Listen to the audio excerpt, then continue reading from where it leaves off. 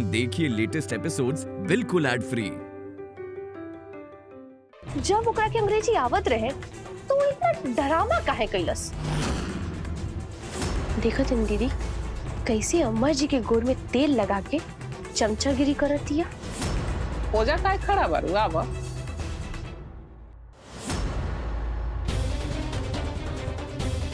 अम्मा जी हम सोचत रहनी हा कि काल जोर शीतल हा, यही से केशव के कन्या से अपन के विधि खातिर आंगन ले पावे के रहला।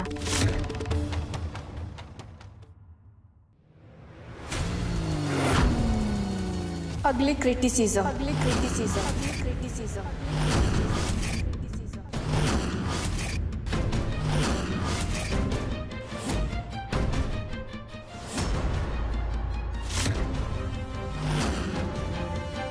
He went to the cow and said, "Hey, look at your ribs. They bulge out. It looks as though they would pierce out and come off. Look at those ugly patches on your body."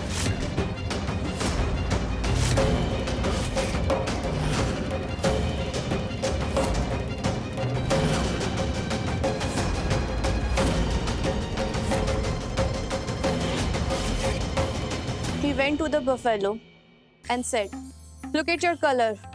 It seems as though the creates was in his back mood when he created you." Just then, a jackal passed that way. He had overheard that comments of the camel. The jackal called the camel and said, "Hey camel, have you ever looked at yourself? You are ugliest of all ugly animals."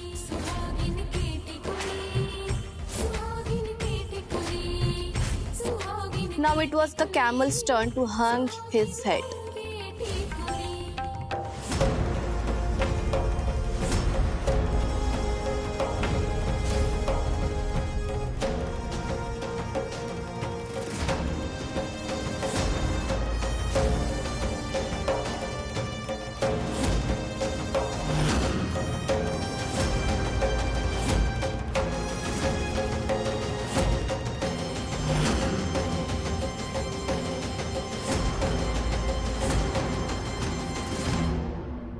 चलो बढ़िया भाई, मीना सबके अंग्रेजी पढ़ के सुना देली।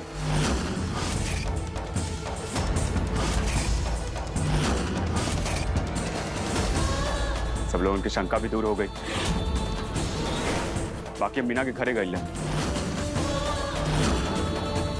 Certificate खाते उनका बहन हमके सर्टिफिकेट देनी।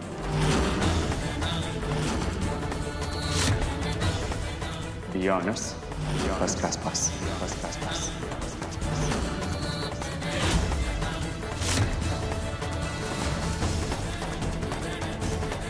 केहू के देखा के बाद देख सकेला।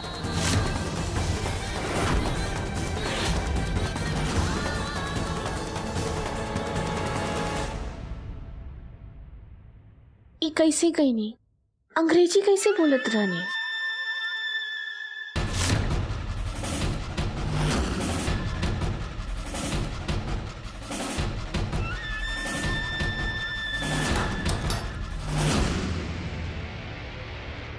वाह मीनाक्षी, रउआ तो बहुत बढ़िया अंग्रेजी बोलत रहनी। तहरा अंग्रेजी सुनला के बाद तो सुजा के अंग्रेजी फुर हो गई। शक्ल देखा इनका एकदम विस्मयादि बोधक चिन्ह जैसा लागत बा। वो का रहे रात के रात? अब इतना लम्हड़ फेंके के जरूरत नहीं है, काहे कि अंग्रेजी के सब किताब तोहरा दिमाग से रफू चक्कर हो गई बा। ई रउआ लोग का बतियावत बानी?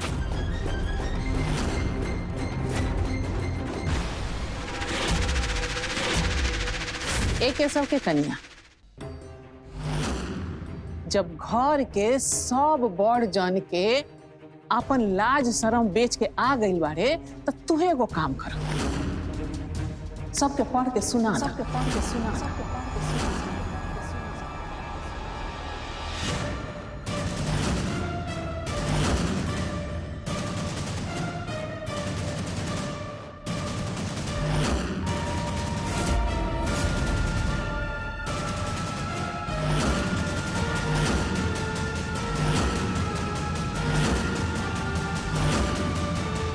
अब केकर इंतजार करत तारू? अब तो अम्मा भी कह देले बाड़ी ना, तब पढ़ल शुरू करा।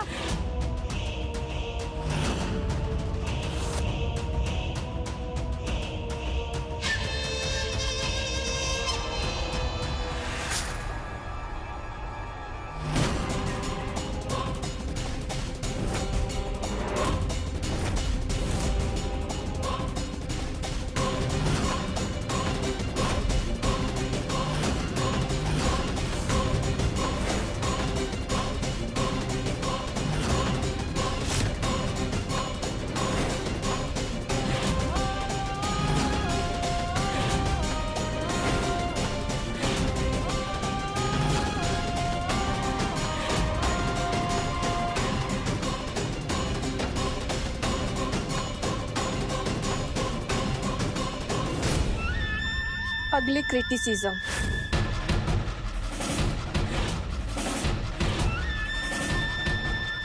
तो ई बात रहे, पर मीना आखिरी बार रहे तो के सीखे के पड़ी, और हम अपन शक्ति के बार बार इस्तेमाल नहीं कर सकत। रवा लोग सही कहत बानी, केहू के दिल जीते के खातिर अपना शक्ति के इस्तेमाल नहीं करे के चाहिए। का फायदा हमारे 50 साल के इंतजार और तपस्या के, तो बेकार बा। हम आम आदमी जैसन जिए के चाहत बानी और आम इंसान जैसन सब कुछ हासिल करके चाहत बानी। हाँ मीनाक्षी, तोहरा के ना भुलाए के चाहिए कि जौन शक्ति तोहरा पास बा, उ शक्ति आज के दौर में शायद केकरो पास हो सकी। माने आज आदमी अपन भाग दौड़ वाला जिंदगी से इतना उब गई बा, वो 50 साल पहले के जिंदगी जिए के मन करे और वो अपन पुराना संस्कार याद करता। और तोहरा लगे वो जिंदगी के अनुभव संस्कार बा, और समझा ये तोहर असली शक्ति है।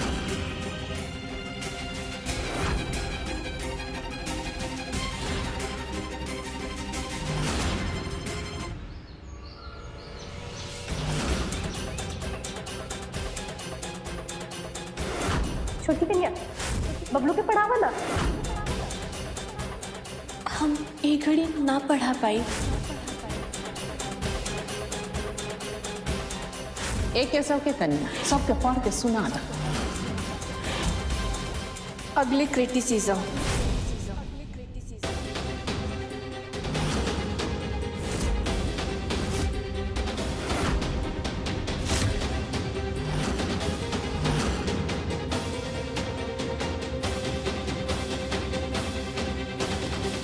दीदी, ज्यादा मत सोची।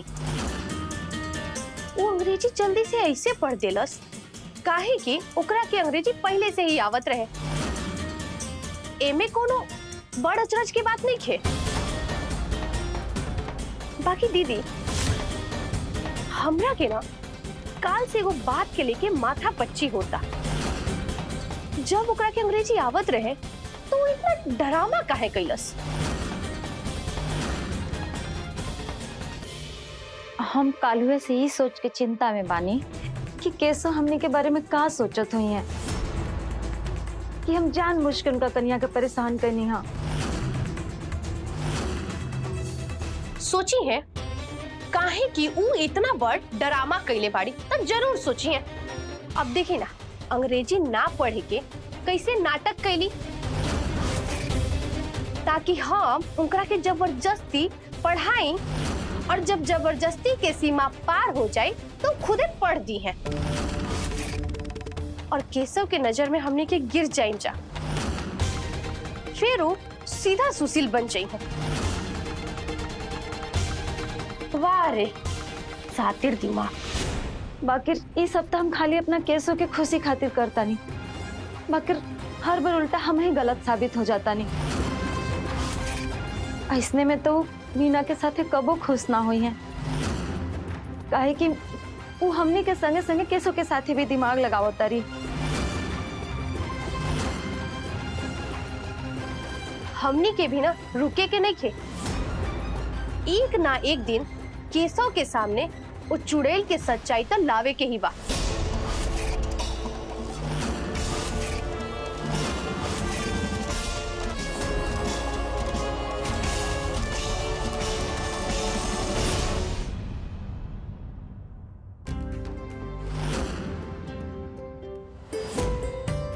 भइल हो कतना तेल लगाइबो रहे दा। तारा ये समय में अपन कमरा में रहे के चाहिए, अपन पति के पास। नया नया शादी में ये सब करे के चाहिए। एकरा से आपस के रिश्ता मजबूत होला, आपस में समझदारी बढ़ेला। ई ना हमनी के जमाना जैसन कि कनिया दूल्हा के बीच में हमनी खाट लगा के सूत रहत रहनी। लेकिन एगो बात बा, वो दिन कतना बढ़िया से तो फर फर अंग्रेजी बतियलू, हमहू कुछ शब्द सीख लेनी। ये नहीं के कन्या, हमरो अंग्रेजी सिखा देबो, फिर हमहू तारे ऐसन फर फर बोले। लेकिन अम्मा जी, हमने के लागत बा के मायके पसंद ना आइल। अरे छोड़ ना, सब सास के अपन पतो नया नया में यही तरह खराब लागेले।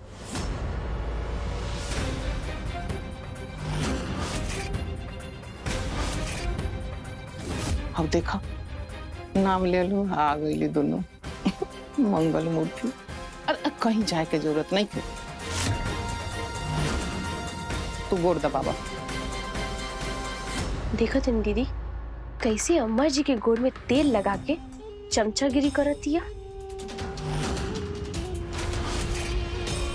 ओजा काय खड़ा बारू, आवा।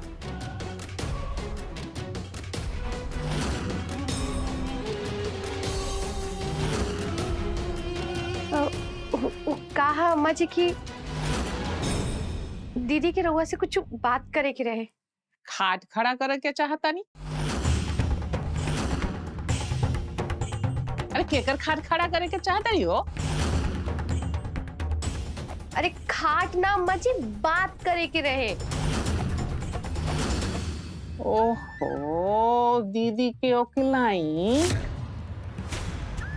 माने तू फरमान जारी करबो तब तहार दीदी बोली हैं। अम्मा जी, हम सोचत रहनी हा कि काल जोर शीतल हा, यही से केशव के कन्या से अपन के विधि खातिर आंगन ले पावे के रहला। पिटवावे के? केकरा? ना ना ना ना ना ना, एक घर में मारपीट के बाद कहते ना होगी। अरे अम्मा, पिटाई ना, लिपवावे के बा। अब बुझाइल। बाहरे दिमाग चाटे वाली बुढ़िया। ए बड़की कनिया, हमरा ई सुन के बड़ा खुशी भइल कि तू नई की कनिया के इतना ख्याल रखेलू। अब की बेर इतना ध्यान दी है कि ई चुड़ैल के सब ध्यान ही भंग हो जाए। कुछ कहे के चाहता रू का? ना ना मच। ढेर होशियारी न छाटा, जे कहे के आइल बारू कह आ जा। आईपन अम्मा, आईपन। अभी तक घर में कुछो नहीं खे भाई, सब कुछ बाकी बा। ए बड़की कनिया, ये सब का हो रहल बा? ये आजकल के पढ़ल लिखल लड़की बिया, तो आजकल के पढ़ल लिखल लड़की जैसन कोनो काम दो ना। ये गोबर पोती हैं, केहू के पक्का घर में कच्चा से रंगाई पोताई होला, गोबर पोताई होला। बाकी अम्मा, खाली तुलसी जी के चारों ओर लिपवावे के रहला। हाँ अम्मा, वहाँ तो पूरा जगह खाली बा। तुलसी के पूजा तो रोज होला, तो ओजा तो साफ सफाई बढ़ले बा। तो फिर ओजा गोबर लिपाई के कौन मतलब बा? जब हम एक घर में आयल रहनी तो हमू तो पूरा घर लिपनी ना, तो फिर ई काहे ना लिपनी है?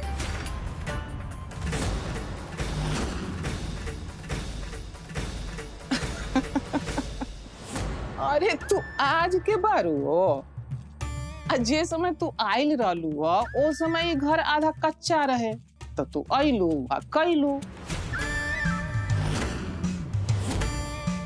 हमरा लागत था बड़ी की कनिया कि अंगना लिपावे के कौनो जरूरत नहीं है। जरूरत बा अम्मा जी। जब टोला मोहल्ला के लोग पूजा में आई हैं तब का कहिए कि नईकी कन्या के आवते पुराना रीति रिवाज भुला गई नी जा हमनी के। तो जे मन में आवे तू लोग कर। तू अपन घर में गोबर लिपले रहलू हा तो एजा आके गोबर लिपलू तो कौन महान काम कर देलू। आजकल के माए बाप अपन बेटी के पढ़ावे ले एक खातिर कि पढ़ लिख करके कोनो काम धंधा करी है, अपन ससुराल जाई है तो अपन घर के बढ़िया से रखी हैं। यहाँ के कोनो लिपाई पोताई करावे के कोनो जरूरत नहीं है। एक सौ के कन्या तू जा अपना कमरा में जा।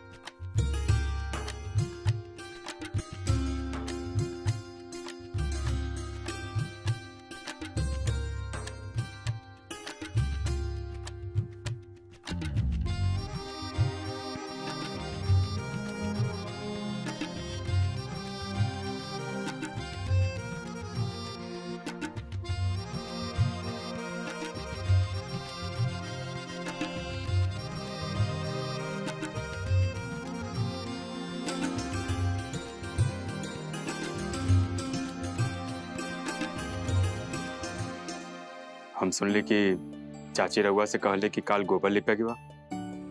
माई और छोटकी चाची जौन कहताड़ी उतना करे के पड़ी, और जौन संस्कार पुराना जमाने से चलत आ रहल बा ओकरा तो करे के चाहिए। का बात बा? यानी कि एलन यूनिवर्सिटी दरभंगा से ग्रेजुएट मीना कुमारी घर गोबर से लिपी हैं।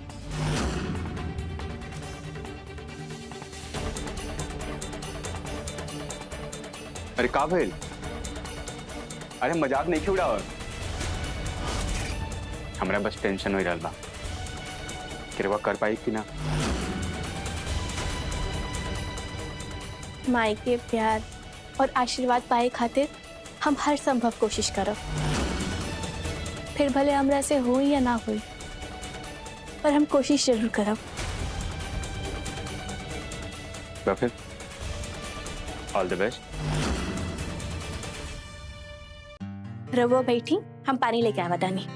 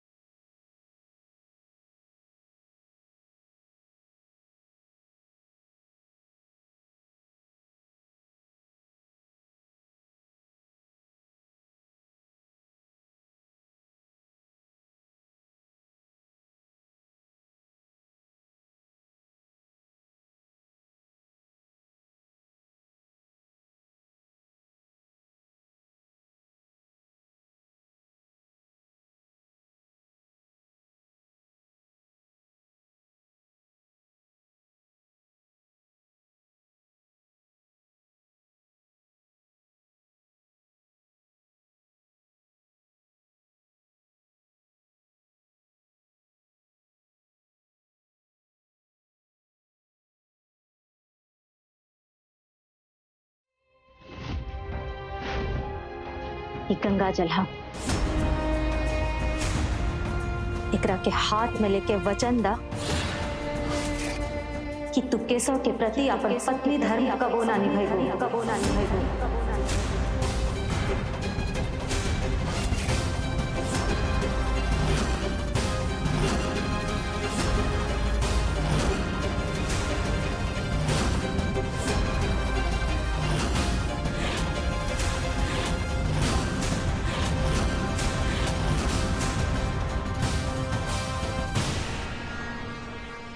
हम पानी लेके आवा था नहीं।